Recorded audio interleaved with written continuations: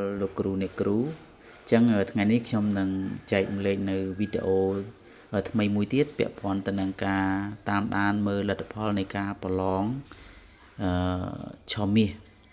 សម្រាប់ថ្នាក់ទី3នៅក្នុងខែមីនានេះអញ្ចឹងសូមលោកគ្រូអ្នកគ្រូបាទជួយចុច like ចុច subscribe ឲ្យខ្ញុំម្នាក់មួយផងហើយក៏ដូចជា share ចែករំលែកដើម្បីឲ្យបងប្អូនយើងគាត់បានឃើញបាទលោកគ្រូអ្នកគ្រូគាត់បានឃើញបាទអញ្ចឹងកុំឲ្យខាតពេលវេលាយូរអញ្ចឹងខ្ញុំសូមបាទនាំលោកគ្រូអ្នកគ្រូទាំងអស់ចូលទៅក្នុងប្រព័ន្ធ PLP បាទអញ្ចឹងចូលមកកន្លែងហ្នឹងមកបាទចុចលើហ្នឹងហើយគឺ load បែបនេះមកចឹងនៅពេលចុចអស់កន្លែងនេះសូមលោកគ្រូចុចកន្លែងសិស្សរួចហើយលោកគ្រូចុចកន្លែងថ្នាលតេស្តនិងប្រឡងក្រោយមកទៀតគឺវានឹងមាន load បាទអញ្ចឹង load ញាសានិកាប្រឡងសម្រាប់ថ្នាក់ទី3គឺមានតែ2មុខទេណាគឺគណិតនិងភាសាខ្មែរអញ្ចឹងសូមលោកគ្រូចុចមកបាទកន្លែងបាទឈ្មោះរបស់លោកគ្រូនេះចង់បញ្ជាក់ថាការមើលលទ្ធផលគឺបានតែគ្រូបន្ទុកថ្នាក់ទេដែលគាត់អាចមើលបានឬក៏នាយកគាត់អាចមើលបានដោយសារតែនាយកគាត់ស្គាល់ QR code របស់គ្រូបន្ទុកថ្នាក់បាទអញ្ចឹងចូលមកកន្លែងហ្នឹងមករួចហើយលោកគ្រូអ្នកគ្រូបាទចុចមើលកន្លែងនេះបាទលទ្ធផលបាទមើលទិន្នន័យសិស្សបាទអញ្ចឹងមើលកន្លែងហ្នឹងចុចលើហ្នឹងមកហើយតទៀតលោកគ្រូចុចបំពេញតាមនេះទាំងអស់មកបាទអញ្ចឹងថ្នាក់ទី3គឺយើងបំពេញមកគឺថ្នាក់ទី3បាទអញ្ចឹងថ្នាក់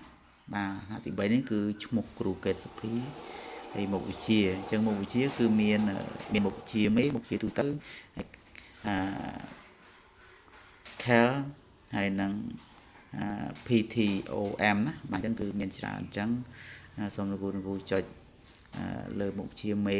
ណាបាទអញ្ចឹងតទៀតនេះគឺវា load ឲ្យតែម្ដងប្រឡងឆមាសបាទនឹងមេរៀនហើយនេះគឺការប្រឡងបាទអញ្ចឹងការប្រឡងអញ្ចឹងចុចលើនឹងមកគឺនេះបាទអញ្ចឹងការប្រឡងឆមាសលើកទី1សម្រាប់ថ្នាក់ទី3លើមុខវិជ្ជាគណិតអញ្ចឹងយើងចុចដល់កន្លែងនេះយើងសង្កេតមើល scroll មកក្រោមបាទខាងក្រោមនេះគឺជាបាទទិន្នន័យអញ្ចឹងសូមលោកគ្រូមើលកន្លែងនេះបាទមើលកន្លែងនេះណាអញ្ចឹងបើសិនជាថ្នាក់នឹងគាត់បានចូលប្រឡងហើយអញ្ចឹងមានថានៅកន្លែងទិន្នន័យនេះគឺវានឹង load ចំនួនឧទាហរណ៍ប្រឡងចូលប្រឡងបានប្រហែលនេះគឺឃើញប៉ុណ្ណឹងណាប៉ុន្តែដោយសារតែថ្នាក់ទី3នេះគាត់អត់ទាន់បានចូលប្រឡងទេអញ្ចឹងមានថាទិន្នន័យគឺ load មក0តែម្ដងអញ្ចឹងនៅពេលដែលសិស្សដែលគាត់បានចូលប្រឡងគឺវា load ទិន្នន័យកន្លែងនេះបាទអញ្ចឹងមកក្រោយនេះទៀតគឺលោកគ្រូអាចដាក់ចុចលើកាលបរិច្ឆេទនៃការប្រឡងហើយនឹងទិន្នន័យ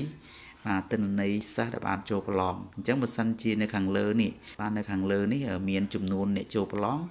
បាទមានអ្នកចូលប្រឡងនេះគឺលោកគ្រូអាចចុចមើលទិន្នន័យនេះឃើញណាបាទហើយក៏អាចទាញយកវិញ្ញាបនបត្របានដែរតែកន្លែងនេះគឺដោយសារអីដោយសារតែគាត់អត់ទាន់បានចូលប្រឡងអញ្ចឹងបាទគាត់វាលោតមកបែបនេះថារកមិនឃើញអ្នកប្រើអញ្ចឹងមានថាកន្លែងនេះគឺថ្នាក់គាត់នឹងអត់ទាន់មានចូលប្រឡងទេសូម្បីតែមួយនាក់បាទខ្ញុំគឺមានប៉ុណ្ណឹងដើម្បីធ្វើការចែករំលែកបាទដល់លោកគ្រូអ្នកគ្រូដែលចង់ដឹងលទ្ធផលនៃការប្រឡងរបស់កូនសិស្សបាទអញ្ចឹងសូមចុចតាមការណែនាំរបស់ខ្ញុំមកលោកគ្រូអ្នកគ្រូនឹងឃើញហើយបាទអញ្ចឹងសូមអរគុណសូមជម្រាបលា